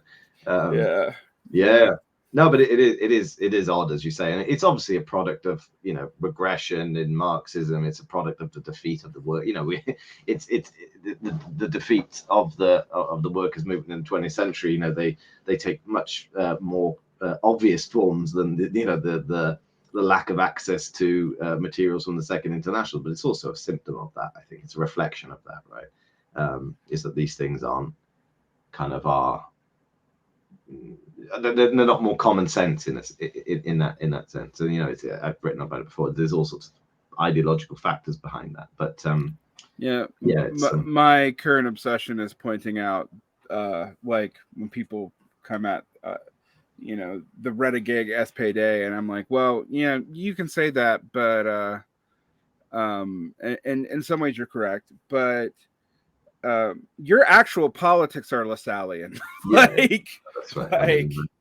Well, people having a go at Bernstein or whatever, who basically held up for a lot more principles than most of the modern left does today. It's also partly because they just don't know this history, right? But I said that the fun thing for me doing the Bernstein-Kautsky thing at the moment is like, I have read the Bernstein book, albeit here and there, not studied it. But when you see the context in which it's set, and you see the points that Kautsky is making kind of live in response to it, it's just striking just how bad that book is. The Bernstein one. It's just and we don't get that impression often, because again, the text that we know are like Luxemburg's, which is a great critique of like the program stuff and the political stuff and the means and ends and all that kind of stuff. But it just, in terms of the stuff on theory, the theory of value, dialectics, method, it's just so poor, that it's just bizarre that this becomes then this book that is apparently the kind of the last word on Marxism. I know that's slightly exaggerated, but that's what people will say, right? Oh, absolutely. One of the things I think is actually quite interesting, this is from Marxism After Marx, and I was talking to James of Procult Films, another fellow Brit, And he was somewhat sympathetic to Kautsky and was like, yeah, the book's a mess, but Kautsky was actually making a hay of things to try to reconcile theory with what the SPD was actually doing, and doing so made a horrible mess. Whereas in terms of the response to Bernstein. No. Excuse me. Not in terms of Bernstein was actually trying to reconcile things to what the SPD was actually doing. Kautsky was actually the better explicator, but in being an explicator, actually does not deal with the fact that the SPD's practice wasn't really in line with Marxist orthodoxy, and that's. I don't know that I believe that entirely. I think it's a little bit too simple. Yeah, I think so. Because again, you have to. I mean, hindsight's a wonderful thing, right? Because we can always say, oh yeah, because this happened in 1914. Kautsky did this in 1918, 14, whatever. Obviously, the seeds of this were here, but again, that's not kind of how things. That's not how history unfolds, right? These things are contingent, they're open-ended, they're contradictory, they're complex. All I would say is that for some of the people that I respect highly of the time, this was not saying, oh, Kautsky is just defending a practice that is basically non-existent anymore because it has become the party of Bernstein. The fact is that repeatedly the party distanced itself, even when it is moving to the right and it is showing signs of bureaucratization. It repeatedly distanced itself from Bernstein. And why Bernstein's different as opposed to people like Ignaz Auer was basically the view that you're a revisionist, but you don't revise the program because that will cause too much of a stink. Whereas Bernstein was like, no, I'm going to take on the program, right? But the program was there to keep a lot of these people in check as well. It actually kept them going. Do you see what I mean? It was something that a lot of the right found a hindrance. So it's not as if at any point really the party said, okay, yeah, this is right. We're basically a party of reform now. Let's get rid of these planks of the program that said. Do you see what I mean? There was never that break. And so I think it's kind of it is kind of simplistic. So you're just defending a party that's already changed beyond recognition. Yeah, well, but again, you can argue these things. Okay, so by what criteria do you make that claim? But okay, this criteria as opposed to that criteria, tick here, cross there. It to me it misses the point of why it's worth looking at these things, right? Do you see what I mean? Yeah. Well, I was just about to add my point of view on the SPD is it's such a. I mean, we talk about this with the Bolsheviks and the SPD. This is even more true. There are so many different things going on in this party and in the society in which this party is coming out of that any attempt to just like, this is why this happened is going to almost necessarily be false.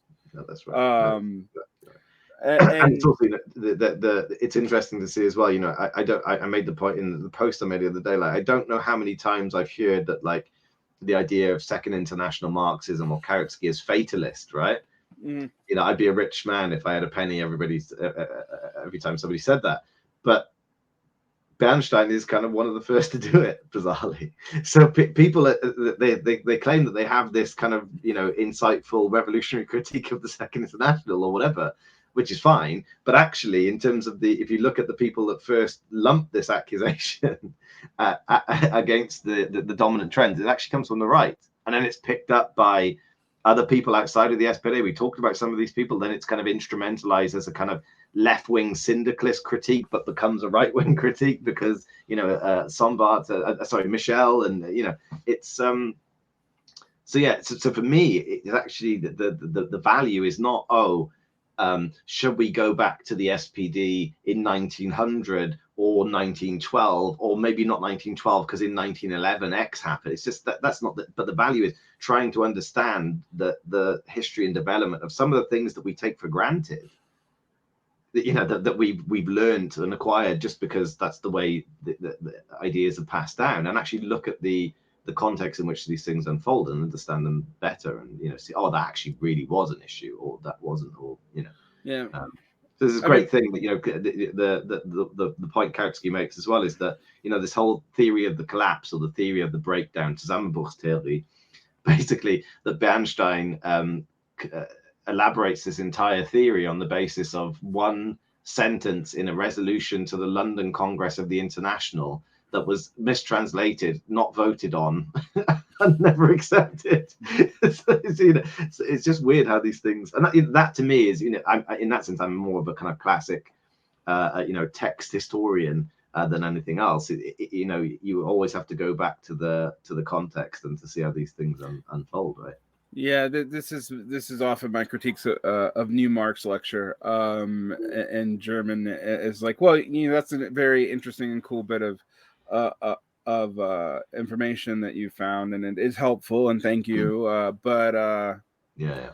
I'm not completely revising a 200-year-old tradition off of something Marx wrote in the back of a napkin. Yeah.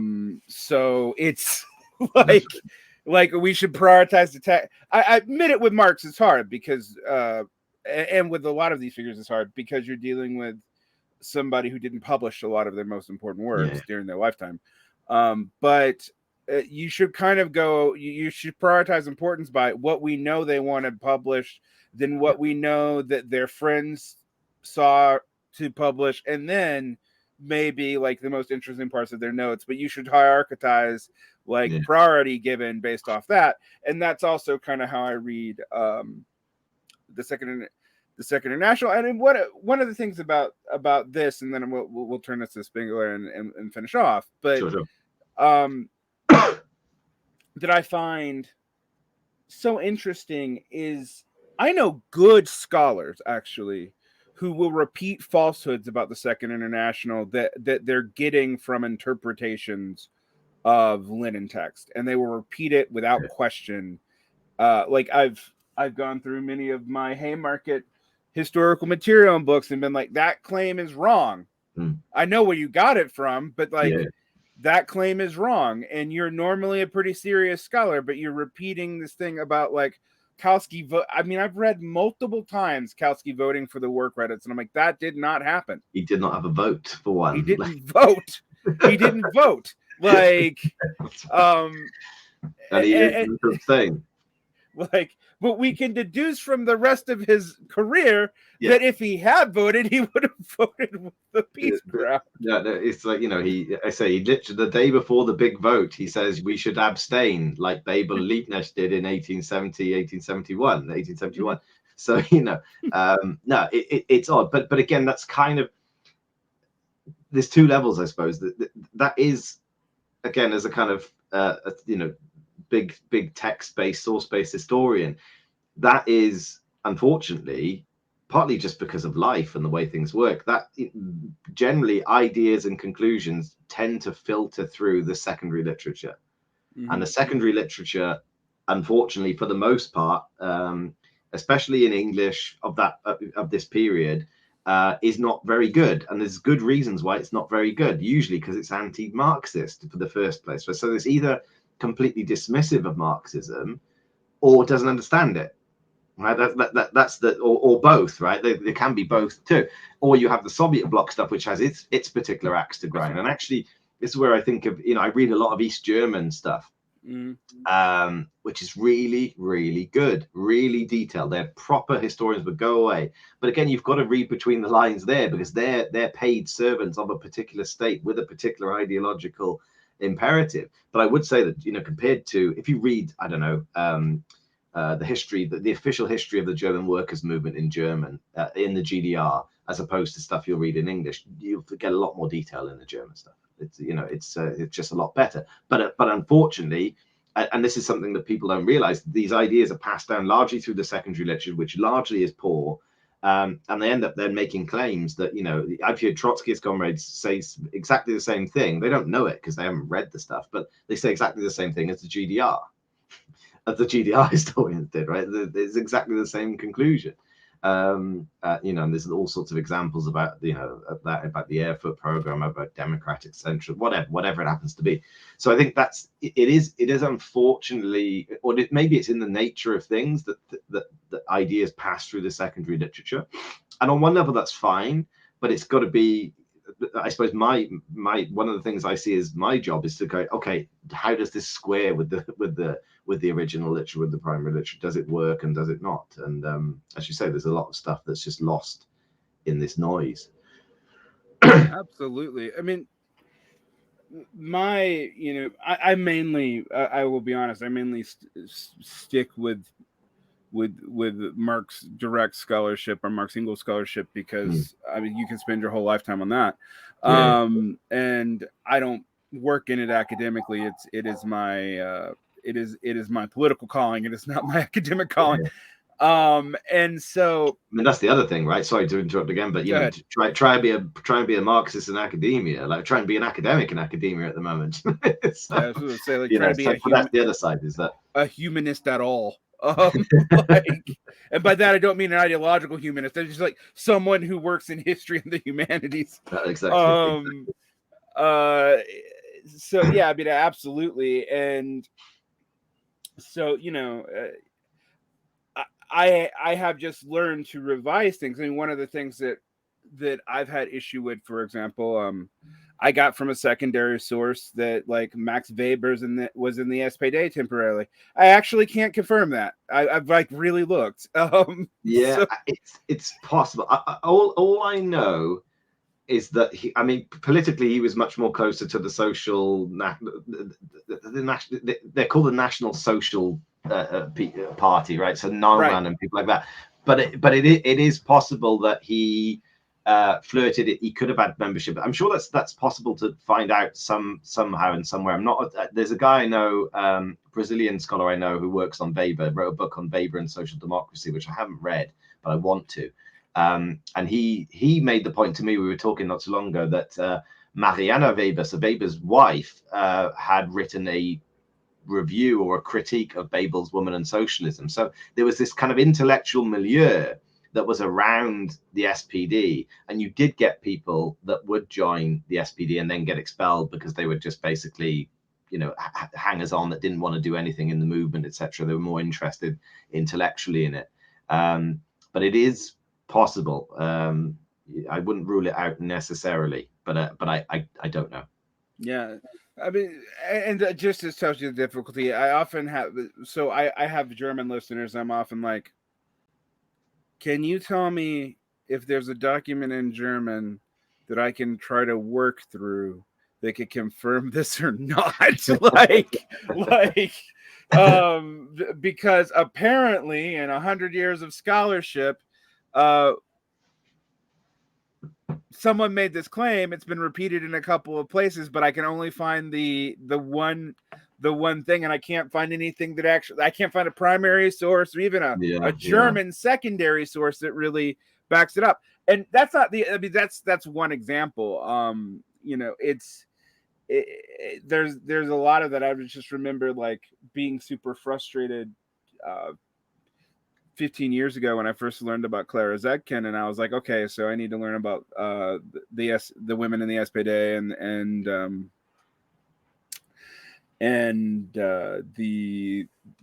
the women in the Bolsheviks and the Mensheviks, and just hitting a wall. And I was like, oh, we have Luxembourg scholarship, we have a little bit of Zetkin scholarship, we have a little bit of like weird British socialists like Nesbitt scholarship, which that's strange.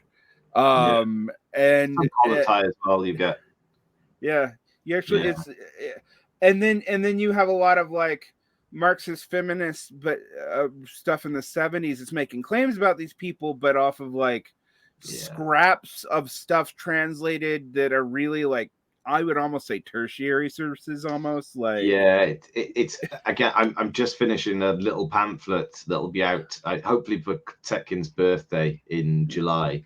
And yeah, it's becoming clear to me that kind of 70s, almost like second wave feminist literature, when you match some of the claims to what actually happened and what Zetkin was writing, it is incredibly problematic.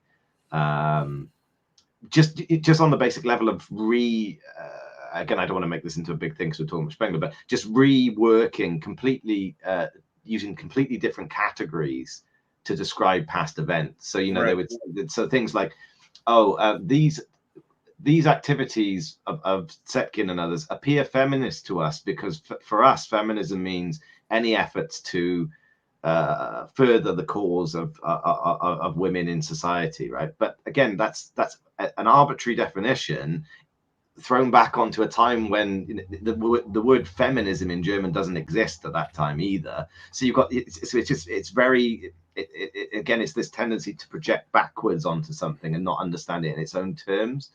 But again, I go into that I've just been finishing that, actually, the introduction to that pamphlet, because it's I've never really sat down and gone through the stuff on Setkin, because and again, it's a strange one for feminist writers to approach, because Setkin was clearly like opposed to feminism in the sense of a cross-class project for humanity. She makes that clear.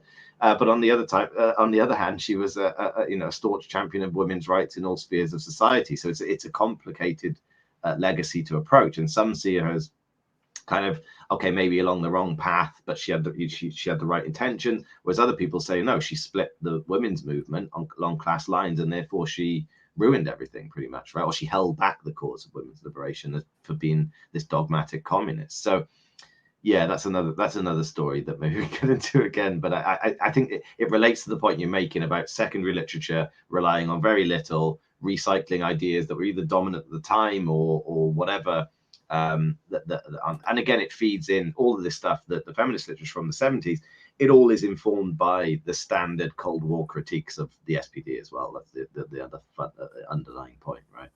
Oh yeah, totally. And I think even when they're not, I mean, like, so for example, I think about, like, this is not so much what Zach can, I think about like the socialist feminist movement in the 70s, which basically takes Lukács and uses him to invent standpoint epistemology. And my reading of Lukács was corrupted by that for years, because I hit the secondary literature just by accident. It wasn't like by accident first. Yeah, I have that conception, and when I hit the translation, that's what I'm reading those words as, right?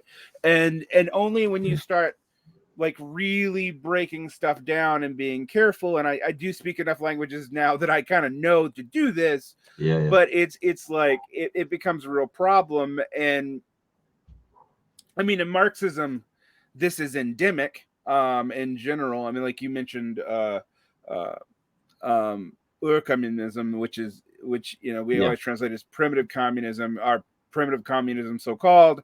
There's also the fact that in English there's all these headings like that are like, was in English writing an anti-During where they put historical materialism. I'm like, that's not in the text. Yeah. Like I've read this completely differently for years until I actually looked up that you put the heading there. It's not in the original. And stuff like that. It really matters. So to end off though, I do think, just to tie back into Spengler, I think Marxists do need to try to be somewhat objective when approaching these like figures of we might call reaction or whatever, and try to understand them better. Because the one thing I will say, and I even have this tendency sometimes myself to go, well, Nietzsche's a reactionary, yes, but also, and that's maybe important to understand, whatever you define reactionary as, he's definitely an aristocratic anti-modern. At the same time, it's not particularly useful for understanding these things. And I do think understanding someone like Spengler is really important, because like you said in the beginning, we're kind of in a time period that's looking to rhyme. Our 1920s are, I'm hoping they don't rhyme with the actual 1920s. That'd be really bad, because now we have nuclear weapons. That'd be disaster. But it does have a whiff of it. No, sure. And I think we've seen these ideas come back. Like when I was in college, nobody would have been talking about Spengler, even in weirdo white ring circles. And that's and towards about the middle of the aughts, that started to change. And so I think, we have to take this stuff seriously. We have to do the scholarship, because if we don't do the scholarship, the only people who are going to be speaking on this are people who are using it for a political project of one way or another. I agree. Yeah, as I say, it started, as I say, through the SPD, and it was an academic project. It's not, hopefully it's not my magnum opus. It's a PhD thesis. That's a book, and then I'm very pleased with it. I think I'm looking back. It was traumatic experience writing about Spengler for a PhD, but I look back on the book, and I'm pleased with it. I think it's well put together, and I'm happy. But I think the point about these ideas, one of the things I want to do, I suppose, is to historicize Spengler and portray him as or show him as this guy that was not this all-seeing prophet, because again, that there is a tendency among the right at the moment to latch on certain figures, whether it's the kind of more intellectual people, like Jordan Peterson, who, by the way, was also a winner of the Oswald Spengler Society Prize recently, just FYI, or even down to these, these new, even like things like Andrew Tate and things like, the emergence of this kind of all-seeing prophet that is there to, obviously it takes a different form today in terms of YouTube shorts or whatever, but this idea that there's this strong guy that can see through things and explain the whole world to you just like that, by appealing to some pretty base instincts often. That was probably, that's what I think is a contribution, and it takes away the scholarship on Spengler from either the right or, as we talked about in the context of like 70s America, right-wing Ivy League type Cold War professors, right? I think that's also important. Yeah, we should not let questionable Cold War professors define our understanding of anything from Germany. So, also just on the other important side as well is that we have to understand that reactionary critiques of our existing society, as unwelcome and unwholesome as they often are, they often reflect something that is true about, or something that builds on a truth or an issue or a problem or a fundamental dislocation with the society in which we live, right? Spengler and Heidegger, they do it in this reactionary back to nature sometimes kind of way, but they highlight something real that people feel every day in their lives when they go to work or whatever. They highlight something real and a human response to the alienation of the world in which we find ourselves, I think, right? And that's not to say, Heidegger and Spengler are great people and they have the answer, far from it, but they tap into something that we all feel, and many of us, or most of us, cannot rationalize or explain or have reference to other projects. And so there is an appeal, and I think you have to deal with that, and you have to deal with that politically and ideologically as well. There's something because I think as society begins to resolve, as we see some of the horrible things we're seeing at the moment, the dissatisfaction is going to only increase, and thereby increases the probability or the possibility that people can fall for this kind of politics, right? Or these politics of decline, because it makes a certain sense in that limited sense of the term. Does that make sense? So it's kind of speaks absolutely. Especially in the context of when Spengler's writing, there's the SPD, the KPD, they're larger. There's an organized working class movement, but I'm not saying in the absence of a working class movement, but in the absence of those kind of organizations, the danger is even more that the right benefits from these crises, and it kind of challenges this idea that the left, we just wait for a crisis and everything will go our way. It's which is far too much of, unfortunately. Yeah, that is we call in the States accelerationism, which are one of the versions of accelerationism. It's also the vulgar migurationist thesis. It comes up again and again. Negative economism as opposed to like evolutionary economism. All these things, I am a purveyor of the dignity of the rights of prophets to fall. I think it's one of the few things in Marx that I can objectively like.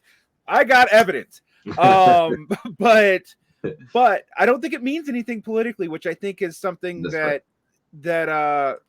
people like don't know what to do with, because I'm like, that doesn't mean we win. In fact, it means if we screw up, like the consequences are usually, well, the right, like some of the scarier elements of the right are going to be able to take advantage of this, or also historically a good number of us are going to merge with them, which I would prefer to avoid. So that if for no other reasons, that's why you study this stuff, not because we're looking for wild profits, or because, you know, when I said the smells of the 1920s, I don't think it's the 1920s. Like, no. I think maybe, if anything, it's more like the 1900s, actually. Right. Yeah, actually. Probably. I've been talking about for about 15 years how everything feels more and more great gamey than it used to. Yeah.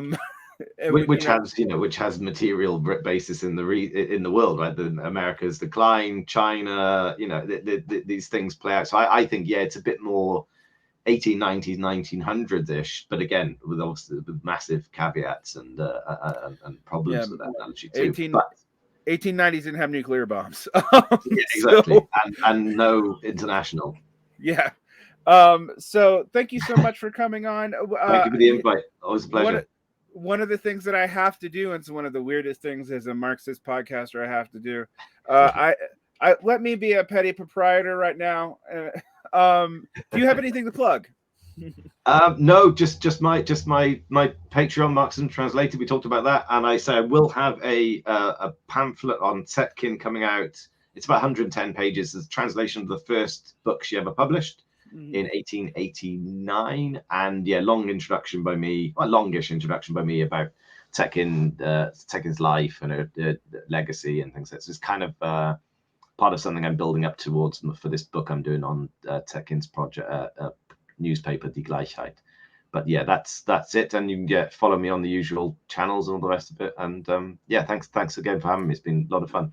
Thanks for coming on. I'll link your Marxism Translated. I will just say I find that invaluable. Thank you very much. Because it's so far I'm like, I didn't know that. It's same for me. The immiseration theory as well, how that was actually the product of, claims Kautsky. That's not in Marx. It's actually Marx's opponents. Anyway, I don't want to hold it, but all these different things that you take for granted, and then you see their etymology, you see their evolution. It's fun. So no, I'm really enjoying doing it, and it's great that people read it and discuss it, and hopefully it does something. It's also made me interested in going back and reading American socialists from the same time period, like Victor Verga and Eugene Debs, like actually reading them, not just reading our shorthand of them. And that I think we can do that. And for those of you who don't read German, it's in your language. So we don't read that either. So there's a guy, a patron of mine, Bill, who works on this stuff, and he's found quite a lot of translations of stuff back in the day in the American press. So again, in the American-German connection kind of makes sense, right? And obviously they're looking to Germany. So finding different things. So it's worth looking at the Socialist Party press and things like that, because it does often contain stuff that is worth looking at, and you probably wouldn't have seen before or heard of before. So that's and again, you don't need me to translate it, or it's there in the library somewhere. So well, thank you so much. Have a great rest of your day. Thanks. Good morning to you. Thank you. Cheers. Cheers.